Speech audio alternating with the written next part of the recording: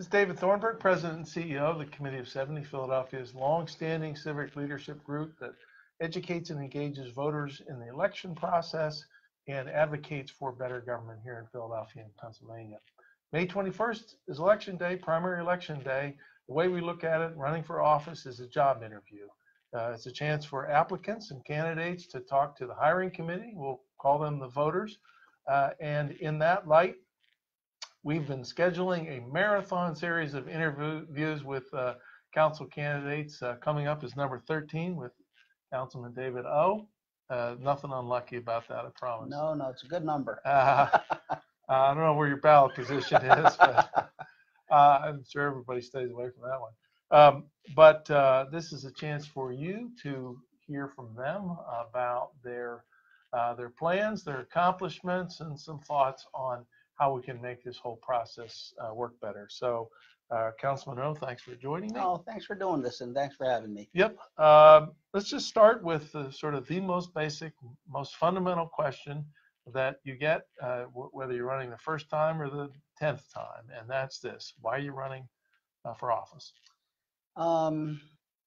That's kind of a two-part question for me because I am running for re-election. Mm-hmm. So let me start by saying I ran for city council initially, and I ran 3 times before actually winning, with the idea that we could do better in Philadelphia if we expanded our reach, if we got involved in the global economy, if we looked at things like the creative, innovative economy.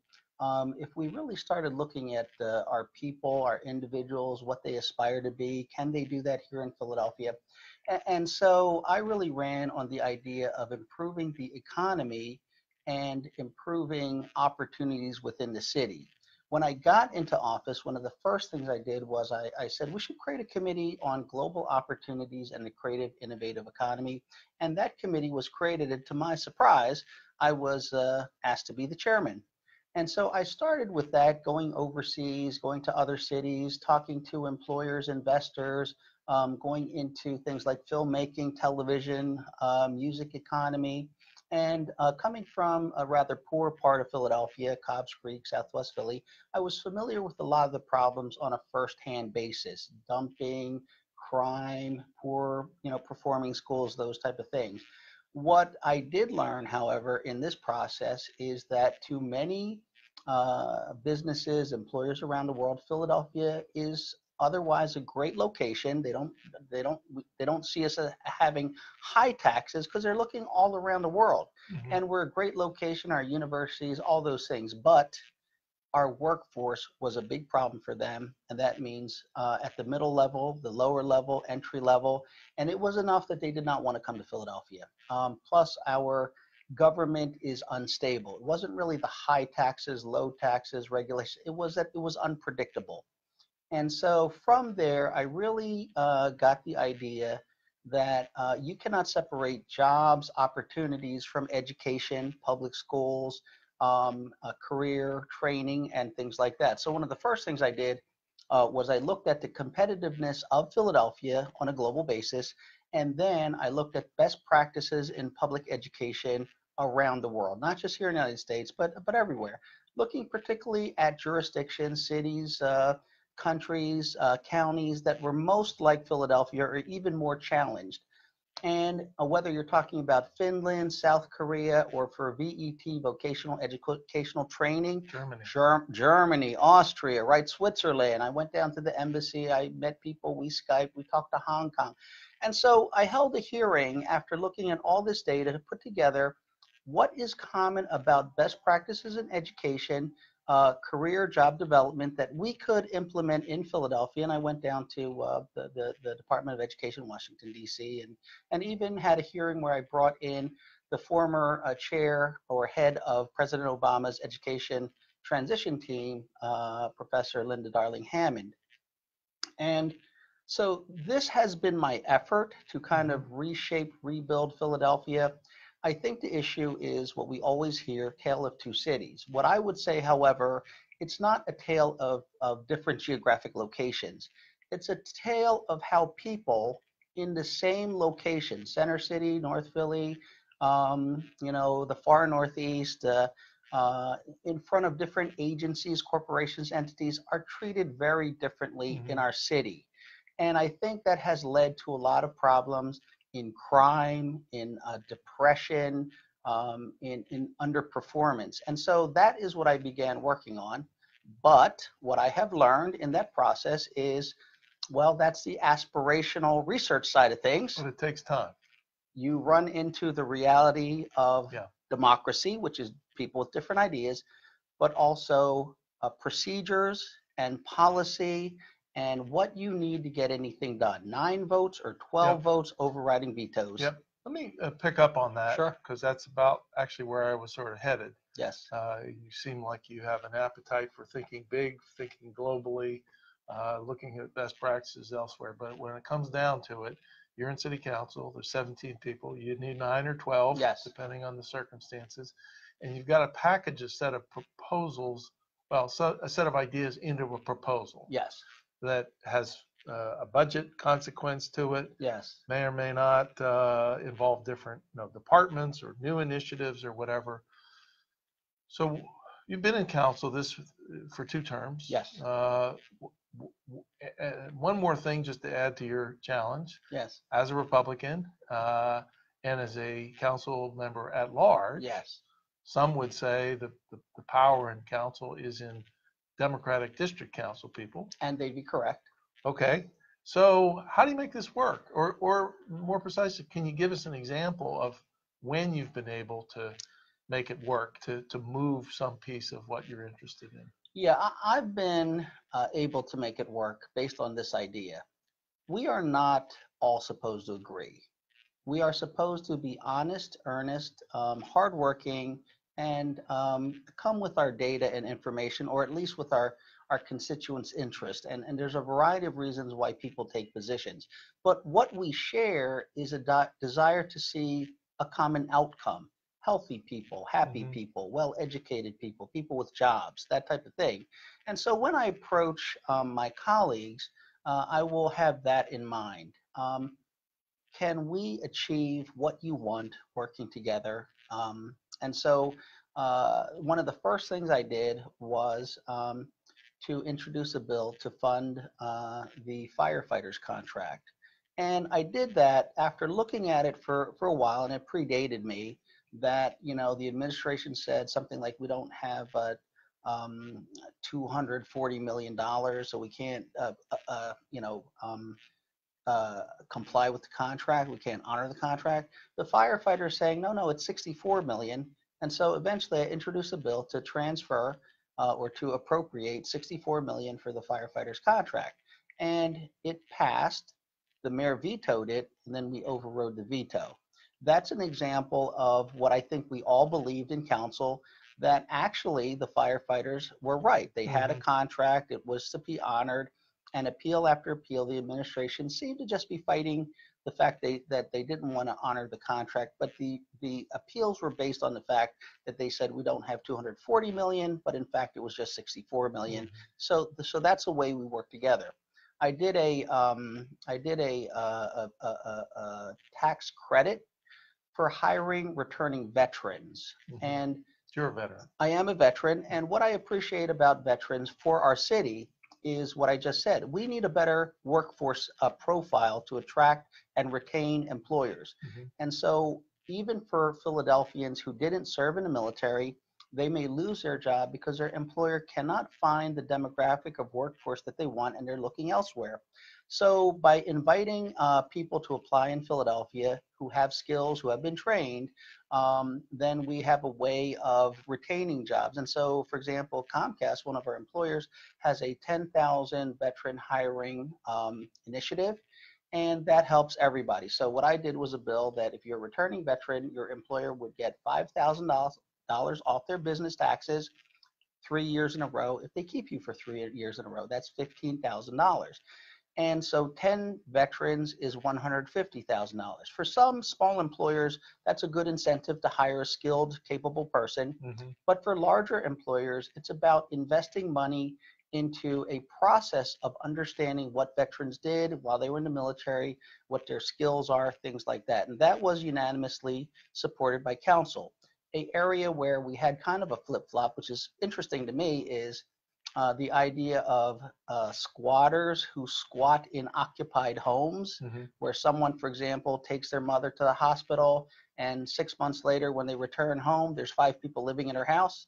And because the police, in some cases, or in actually, unfortunately, many cases, don't arrest the people in the house, though there's no evidence that they're actually legitimately, there or leasing or renting. It takes 8 to 14 months to get the people out through a court process.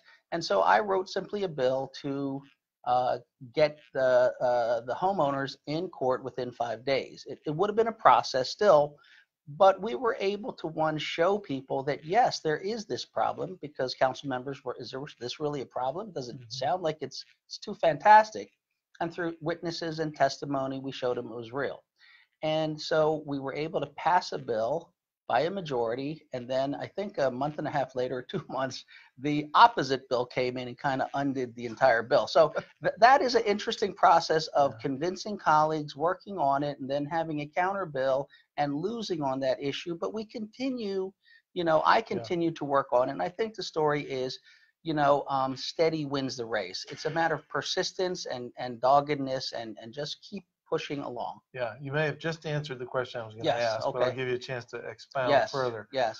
So prior to entering council, you were assistant district attorney. Yes. So you're trained as a lawyer. Yes. Military background. So yes. I'm going to suggest there's a certain way of thinking and of persuading people that comes along with that kind of line of work. Could be.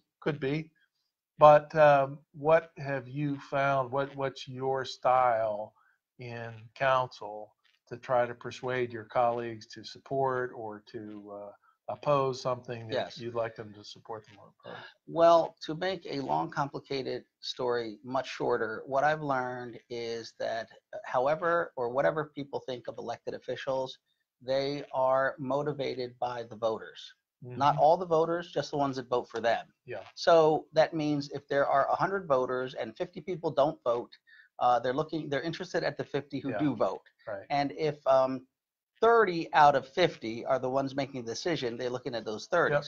So what I try to do is I connect with the voters that matter to them, and I try to show them or have a conversation about the problem. And if they agree with me, they may not agree with me, I ask them, if it is important enough for you to talk to your elected official. Right. And okay, in a good way, you could say elected officials respond to their voters. In a bad light, because I know we have some cynical people out there, they look and see, can I get away with this? Because the voters aren't paying attention. If I can, I will. Yeah. But if I can't, I won't. Yeah. Let me. We just got a couple more minutes. Yeah. I'll pick up the thread there because I think it speaks to the last bucket of things we want to talk about. Which is our concern that these days, despite the fact that we have a burgeoning millennial population, there's a lot of interest in, politics, certainly at the national level, but also at the local level. Yes. That our political parties and the political process is not responding to that. It's not open enough. We shut out independents from voting in primary elections. Often our endorsements on both sides, Republican and Democrat, are not democratic processes. They're insider deals. A lot of folks have criticized councilmanic prerogative, again, as sort of a backroom deal that nobody knows until it's done. So do you share that concern? And do you, some folks have said, and we now support this, it's time for a serious consideration of term limits. Where are you on that set of issues? Well, I agree that everything you said is a concern. I have some different opinions, however. I would say the reason they're a concern is because we don't have informed, vigilant voters. And so as much as you want to throw it on the system, I would say the magic formula to this is always educated, vigilant voters. I am someone who, as you may know, was one of the 5 endorsed Republicans to run for city council, but truly they're really looking at 2, and the other 3 of us are kind of like extra. And so I never had the support of the party, actually. And if they had any idea that I would do as well as I did, I lost, but I don't think they would have endorsed me, even for that. And so I've kind of battled my own party. in my first, well, I was ignored in the first race, and then I battled them in the second race, along with, so I battled the Republican powers, the Democratic powers, and every other power. But I won the election by 7 votes in my second race 4 years later, and then they told me they didn't count the absentee ballots, Right. which are actually not legal, and Yep. so I lost. Yep. I lost by 122 absentee ballots, and then 4 years later, I ran again and had quite a, very, very ruckus kind of a nasty race, but then I won. And then when I ran for re-election, I had to kind of face off with them again, and I won again. And here I sit facing off with them once again, and who knows what will happen. Yeah. I guess what I'm saying is I think it's important for the candidates to really understand what they're getting into and to not just be one and done. If you're going to run, if you're going to be committed to it, you have to get your name out. You have to show people you're working so that they know who you are. Once they know who you are, why vote for you? Yep. And it's a process. And I wish I were a millionaire, or I guess that's not even the proper term these days. It's like $1 million. Anyway, the whole point is, if you don't have the wherewithal, and I did it with basically putting up posters and things like that. And so you can fight the system. The system probably has a candidate that they like, and it's probably not you if you're kind of new to this and you're a reformer and things like that. I would say that I think transparency is critical. I like electronic voting, by the way. One of the things that I think would really help, is whenever you vote in city council, you press a button and it shows up on the screen and it's recorded. And, because many votes are voice votes and people don't, so you don't know what people are doing. Term limits, I'm not a fan of for this reason. And I'll explain it because I know it's very popular. I look at choice. When I was running, I had research experience in other areas and things that I thought would be very helpful. Aspirational candidate. But I didn't actually know how things worked. I think when you have someone who you're disappointed in because they haven't done all the wonderful things that other people say they can do, like in one term, it may be because the reality of what they face in city council, as a mayor, in elected office is not like someone who has no experience, or maybe they're just lazy. I don't know which one.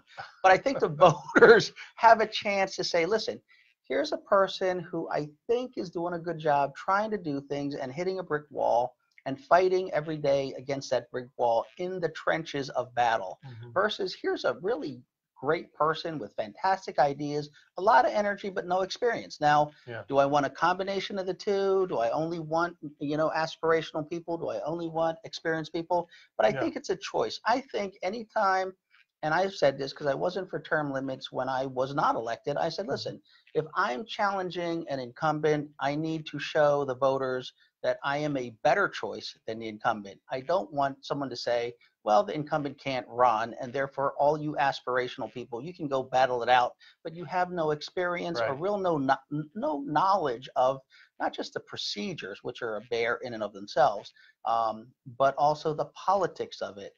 And for example, the budget, it took me a few years to understand that the budget is not very detailed and has transfer ordinances and has a lot of money that is misidentified. And so I've ended up every year kind of going through the budget and pulling out the big money that is just kind of mislabeled, that isn't going to be used for what it says it's going to be used. And I try to redirect that. And of course, I've been unsuccessful in 8 years. Yeah. Well, you're pointing out, that the balance in a, let's say, a healthy government, healthy legislature is that you've got some level of experience and some level of aspiration and energy and ideas, and they're not mutually exclusive. But I guess our concern is, and maybe you're hearing It's a this legitimate as well. concern. A lot of folks are thinking we probably swung too far in one direction. There's a lot of folks that have spent what seems like a lifetime in city council. But could I say this? I know we're ending. I challenge the administration on these improper assessments. I think they're illegal taxes.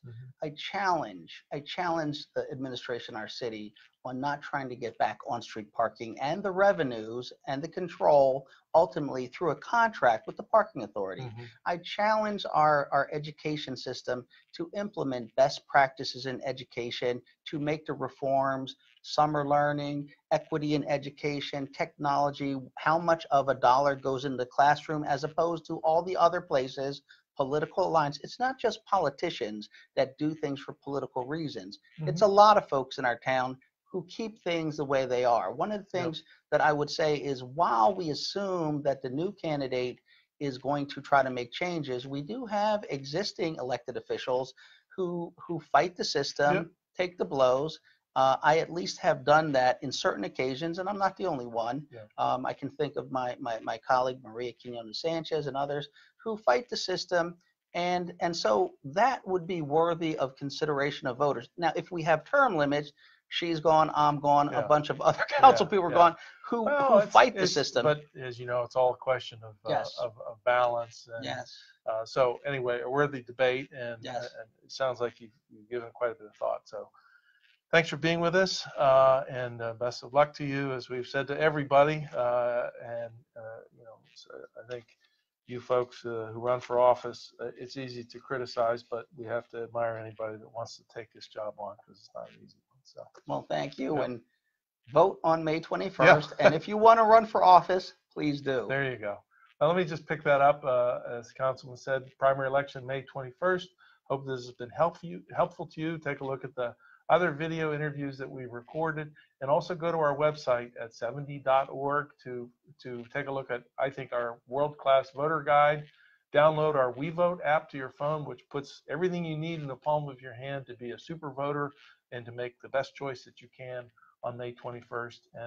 And on that magic date, make a plan to vote, share it with your friends, encourage your neighbors, anybody, even if they're not remotely interested in politics. Speak now or forever hold your peace. So thank you for tuning in and watching, and we'll see you at the polls. There we go. All right, Okay. fantastic.